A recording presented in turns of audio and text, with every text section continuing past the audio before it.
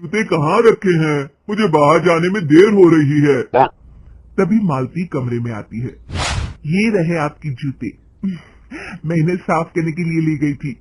अरे वाह, तुम कितनी समझदार हो। मेरे बिना कुछ कहे ही सारे काम कर देती हो। तभी मालती झिझकते हुए रमेश से कहती है, सुनिए जी, आपसे एक बात कहूँ, बुरा तो नहीं मानेंगे ना? अरे नहीं नहीं, बेफिक्र होकर कहो। शादी से पहले मैं अपने मायके में नौकरी करती थी। मैं चाहती हूँ कि अब मैं फिर से नौकरी करना शुरू कर दूं। वैसे भी सारा दिन घर में बोर हो जाती हूँ। देखो मालती, तुम्हारे नौकरी करने से मुझे कोई ऐतराज नहीं है, लेकिन तुम्हें एक बात बता दूं, हमारे खानदान में आज तक कभी किसी औरत ने नौकरी नहीं की। फिर भी एक बार तुम माँ से पूछ कर देखो, अगर वो तुम्हें नौकरी करने की इजाजत दे देती है तो अच्छी बात है। रमेश वहाँ से चला जाता है। फिर उसी शाम मालती अपनी सास के पैर दबा रही होती है। तभी उसकी सास मालती से कहती है, अरे क्या बात है बहू, आज तो ठीक तरह से मेरे पैर नहीं दबा रही। किसी ख्याल में खोई पड़ी है क्या? मैं भी तो जानूं आखिर बात क्या है। अब दरअसल वो माँ जी। अरे हाँ हाँ बोलो, इतना सोच क्यों रही हो? माँ जी, अगर आप बुरा न माने तो मैं नौकरी करना चाहती हूँ। घर के काम करने के बाद मेरे पास काफी वक्त बच जाता है। मालती की ये बात सुनकर उसकी सास गुस्से में कहती है, अरे बहू, तेरी तबीयत तो ठीक है ना? आज ये कैसी बहकी बातें कर रही है? भला हमारे खानदान में आज तक कभी किसी औरत ने नौकरी की है जो तू नौकरी करने की बात कर रही है? हैं? अरे बहू, तू क्या रिश्तेदारी में हमारी नाक कटाना चाहती है? हैं? जितना जल्दी हो सके अपने दिमाग से नौकरी का भूत उतार दे। और अब जा, जल्दी से रसोई में जा, खाना बनाने का वक्त हो रहा है। मालती मन मार कर खाना पकाने के लिए रसोई घर में चली जाती है। अगले दिन, नमस्ते माँ जी, कैसी हैं आप? अरे आओ आओ दिवाकर बेटा, बैठो, मैं तुम्हारे लिए चाय मंगाती हूँ। बहू, जरा एक कप चाय तो लेती आना। फिर दिवाकर एक फाइल खोलकर मालती की सास के सामने रख देता है। ये देखिए माँ जी, ये है पिछले महीने का हिसाब और ये रहे मुनाफे के रुपए। एक बार हिसाब देख लीजिए और इन कागजों पर अपने दस्तखत कर दीजिए। अरे दिवाकर बेटा, मैंने भला आज तक कभी तेरा हिसाब देखा है जो अब देखूंगी? ला बता, कहाँ दस्तखत करूं? तभी मालती चाय लेकर वहाँ आ जाती है और अपनी सास को बिना कागजातों को पढ़े इस तरह लापरवाही से दस्तखत करते हुए देखकर हैरान रह जाती है। अच्छा माँ जी, अब मैं चलता हूँ, फैक्ट्री में बहुत काम है। फिर दिवाकर वहाँ से चला जाता है। कुछ दिनों बाद मालती बाजार में कुछ सामान खरीद रही होती है। तभी एक बूढ़ा आदमी उसे आवाज देता है, अरे मालती बेटी, कैसी हो? मुझे पहचाना? मैं तुम्हारी कंपनी में मुनीम का काम करता हूँ। हाँ चाचा जी, मैं आपको बिल्कुल पहचानती हूँ। कहिए, कैसे हैं आप? मैं तो ठीक हूँ। कंपनी में कुछ भी ठीक नहीं चल रहा, यहाँ तक कि हमें ठीक वक्त पर तनख्वाह भी नहीं मिलती। ये आप क्या कह रहे हैं? अब क्या बताऊं, आप लोग तो कभी हिसाब किताब देखने दफ्तर आते नहीं। मेरी मानो तो एक बार आप लोग दफ्तर आकर सारा हिसाब किताब देख लो, आपको असलियत पता चल जाएगी। अच्छा बेटी, अब मैं चलता हूँ, देर हो रही है। फिर वो बूढ़ा वहाँ से चला जाता है। वहीं दूसरी तरफ मालती घर पहुंचकर अपनी सास को सारी बात बताती है। तभी वहाँ रमेश भी आ जाता है, लेकिन मालती की सास मालती की किसी भी बात पर विश्वास नहीं करती। तभी रमेश कहता है, अरे माँ, बिना आग के कभी धुआं नहीं उठता। जब मालती इतना कह रही है तो हमें एक बार दफ्तर चलकर देख लेना चाहिए। वैसे भी हम लोग काफी दिन से अपने दफ्तर नहीं गए हैं। इस तरह किसी एक आदमी के भरोसे काम छोड़ना मुझे भी ठीक नहीं लगता। अगले दिन वे सभी अपने दफ्तर पहुंचते हैं और सीधे दिवाकर के कैबिन में जाते हैं। अचानक सबको एक साथ देखकर दिवाकर चौंक जाता है। अरे माँ जी, आप सब लोग अचानक यहाँ कैसे आ गए? अगर कुछ काम था तो मुझे एक फोन कर दिया होता, मैं आपके घर आ जाता। तभी मालती की सास कहती है, अरे दिवाकर बेटा, आज मैं हिसाब देखने दफ्तर आई हूँ, जरा मुझे पिछले 6 महीनों का हिसाब दिखाना तो बेटा। दिवाकर घबराते हुए हिसाब की फाइल मालती की सास को देता है। मालती की सास फाइल लेकर मालती को देती है और कहती है, ले बहू, देख ले हिसाब। मालती फाइल को बड़े गौर से देखती है और अगले ही पल उसे सारी गड़बड़ी समझ में आ जाती है। वो अपनी सास से कहती है, माँ जी, मुनीम चाचा बिल्कुल सही कह रहे थे। हमारी कंपनी में पिछले 6 महीनों में जितना मुनाफा हुआ है, हमें उसका आधा पैसा भी नहीं मिला। यूँ समझ लीजिए कि 1 रुपये में सिर्फ चवन ही हमारे हाथों में आई है। मालती की बातें सुनकर मालती की सास गुस्से से दिवाकर को पूछती है, क्यों दिवाकर, मेरी बहू जो कह रही है वो सच है? दिवाकर समझ जाता है आज उसका भांडा फूट चुका है। वो गिड़गिड़ाते हुए कहता है, मुझे माफ कर दीजिए माँ जी, मैं पैसों के लालच में अंधा हो गया था। अरे वाह दिवाकर, तू तो एक नंबर का चोर निकला। इतने दिनों से मैं तुझ पर आंख बंद करके भरोसा करती रही और तू मुझे ही चूना लगाता रहा। अभी के अभी निकल यहाँ से और दोबारा अपनी शक्ल मत दिखाना। दिवाकर वहाँ से भाग जाता है। मालती की सास मालती को शाबाशी देते हुए कहती है, बहू, आज मैं समझ गई कि पढ़ाई लिखाई हमारी जिंदगी में कितनी जरूरी है। मैं बहुत किस्मत वाली हूँ जो मुझे तुझ जैसी बहू मिली है। शिक्षा, पढ़ाई लिखाई का इस्तेमाल सही जगह करके हम दुनिया में बहुत कुछ बदल सकते हैं। अमित और बहू का नाम था अमृता। सुमित्रा जी की बहू की बातें सुनकर ऐसा लगता था कि जैसे वो बहुत इंटेलिजेंट है, क्योंकि उससे कभी भी कोई भी सवाल पूछो फट से जवाब दे देती थी। अरे भाई, उसके जवाब से तो गूगल भी पीछे रह जाता था। और इसलिए कम से कम सुमित्रा जी के घर में तो किसी को भी गूगल की जरूरत ही नहीं पड़ती थी।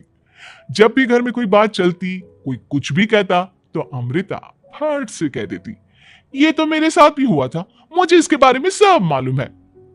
एक दिन सुमित्रा जी अमित और अपनी बहू अमृता के साथ अमित के बुआ जी, फूफा जी यानी कि मुकेश और उर्मिला जी के यहाँ पर मिलने के लिए गए। अरे बहुत अच्छा किया अमित बेटा, इतने दिनों के बाद आए हो तुम। हाँ सुमित्रा भाभी, कभी तो आ जाया करिए अपने बच्चों को लेकर। आपकी बहू के आने से तो हमारे घर में भी रौनक आ गई है। वो क्या है ना, अमित ऑफिस के काम में बहुत बिजी रहता है, इसलिए उसे तो वक्त ही नहीं मिल पाता। अच्छा, लगता है नौकरी काफी मुश्किल है अमित की। अरे नहीं नहीं फूफा जी, ऐसी कोई बात नहीं है। आप तो जानते हैं ना प्राइवेट जॉब में कितना काम होता है। अरे कोई समझे ना समझे, मुझे तो पता है प्राइवेट नौकरी में इतना काम करना पड़ता है कि इंसान की आफत आ जाती है। लेकिन बेटा, तुमने तो कभी जॉब की ही नहीं, तुम्हें कैसे पता? अरे जॉब नहीं की तो क्या हुआ मम्मी जी, सब जानती हूं मैं। सबसे पहले ऑफिस में जाओ, वहां पर अपनी एंट्री डालो, उसके बाद दिन भर सिस्टम पर बैठकर काम करो। चारों तरफ कैमरे लगे होते हैं, आप अपनी नजर इधर की उधर नहीं कर सकते। उसके बाद दिन भर बॉस की चिक चिक सुनो, वो अलग से।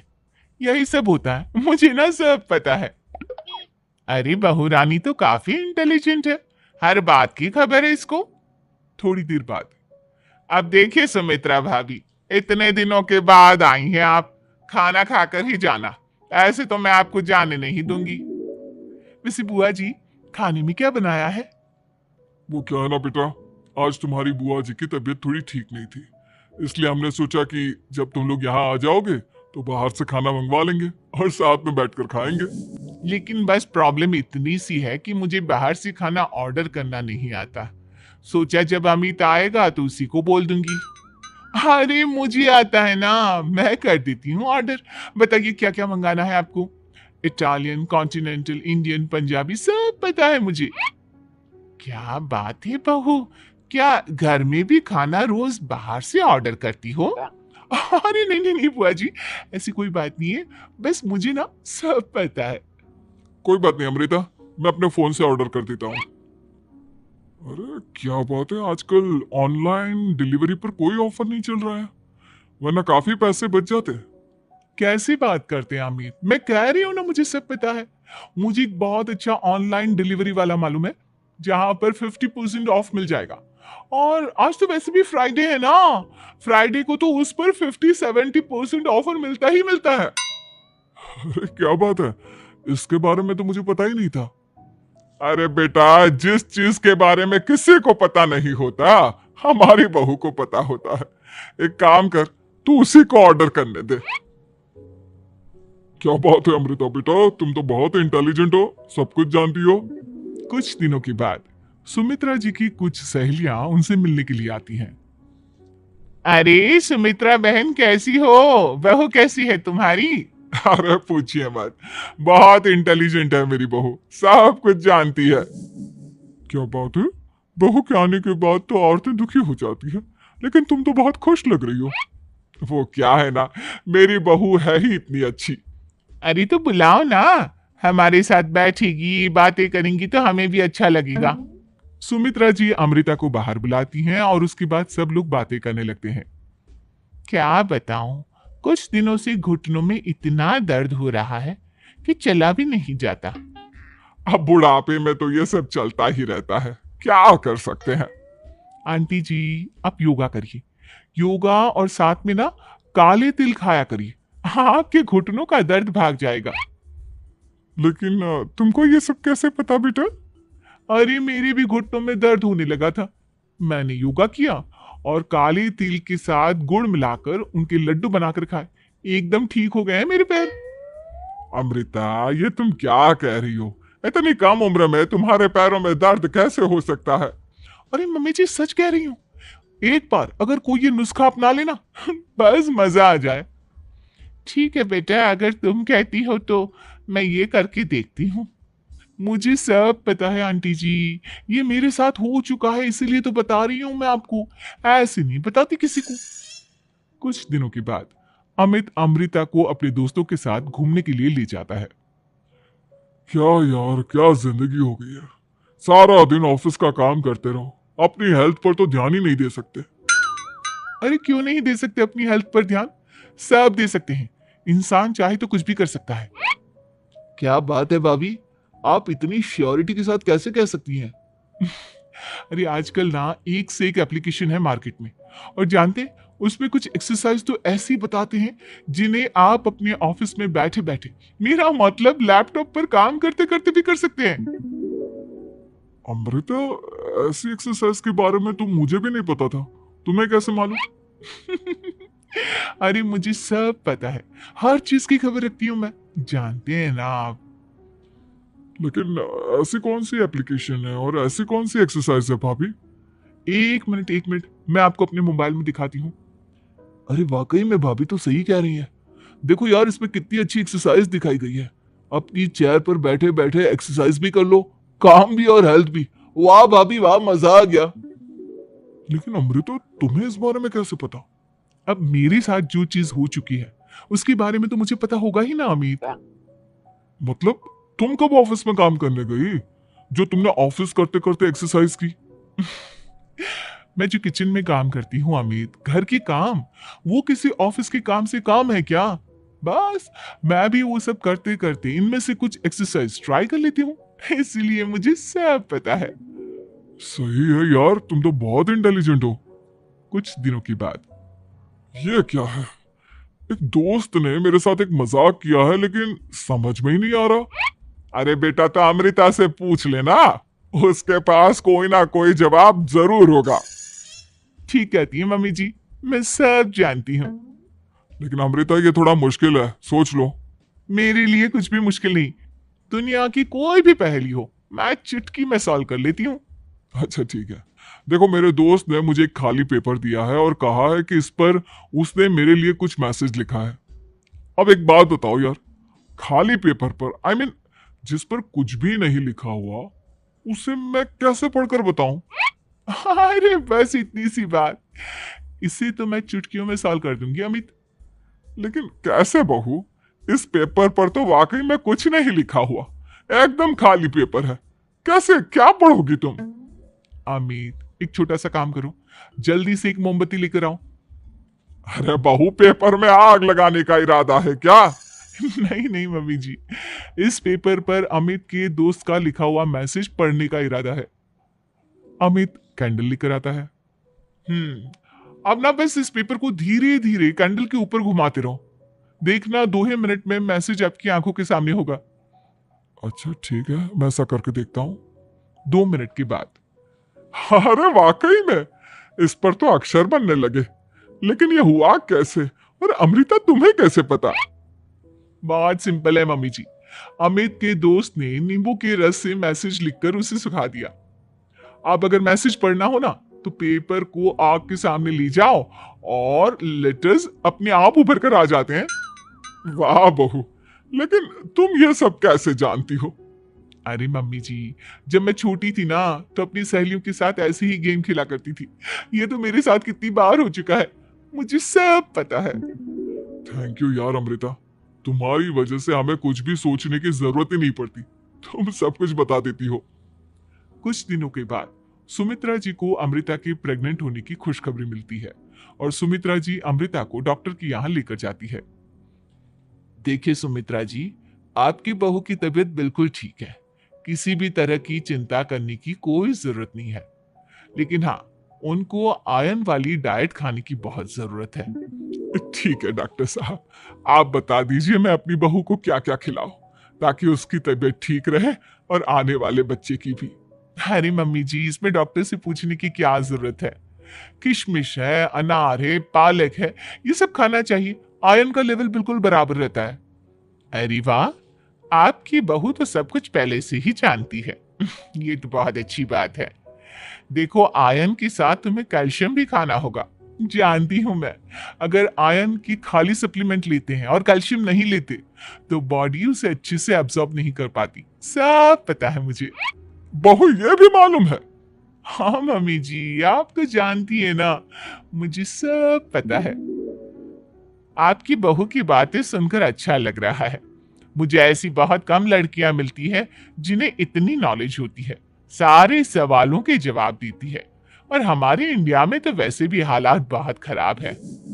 बिल्कुल ठीक कह रहे हैं आप डॉक्टर साहब, लेकिन मैं उन लड़कियों की तरह नहीं हूँ। बहुत ख्याल रखती हूँ मैं हर चीज का, और जानती हैं आप, हमारे घर में तो किसी को किसी चीज के बारे में गूगल करने की जरूरत ही नहीं पड़ती। बिल्कुल ठीक कह रही है अमृता, अरे कुछ भी पूछ लो, इसे सब पता होता है। अरे वाह, तुम तो बड़ी कमाल की लड़की हो। चलो, ये तो बहुत अच्छी बात है, लेकिन फिर भी डॉक्टर की सलाह पर पूरा ध्यान देना चाहिए। वैसे क्या चाहिए तुम्हें, बेटा या बेटी? अरे डॉक्टर साहब, कुछ भी हो जाए, बस बच्चा अच्छे से हो जाना चाहिए। मुझे तो दोनों में से किसी से कोई भी परेशानी नहीं। और सुमित्रा जी, आप? डॉक्टर मैडम, मुझे तो लड़के और लड़की में कभी भेद करने की आदत ही नहीं है। पोता आए या पोती, मेरे लिए तो दोनों एक बराबर है। सुनकर अच्छा लगा।